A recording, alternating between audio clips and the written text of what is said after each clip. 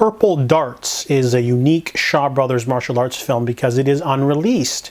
This one might not be available to the public, but I was able to watch it from the Celestial Classic Movies channel on YouTube. So this one is about some villains, and they kill an entire family, except for the young baby girl who gets rescued and given to the Shaolin Temple, not Shaolin Temple, but given to a temple where they teach her to fight. So she's competent, and she's got to go out and fight all of the different people that killed her family.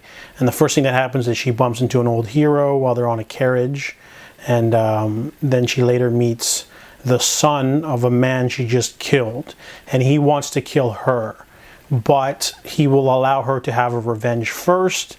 But there's a lot of romantic tension because he starts falling for her, saving her, helping her out. You know, he's not supposed to be doing this stuff. He's supposed to be avenging his father, who was a terrible man, but he was away when the atrocities were happening. So it's a basic revenge story as usual. Competent action sequences. I really like the romantic tension though. That was kind of the best part of the movie. The villains were pretty unique. There's one called like the Seducer. She's like a femme fatale, and there's also another guy who's a lech. He's like a bigger guy who's got bad eyesight. So some of the characters are really memorable this go around. But you know, she's got the purple darts, and the ending's okay. I mean, it's a moderately average Shaw Brothers film.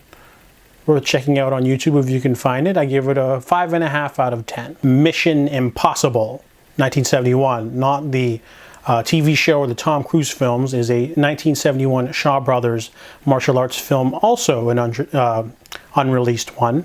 This one is about a basic revenge story about a woman who has to recover a stolen sword. And it's considered an impossible mission, but she's able to do it.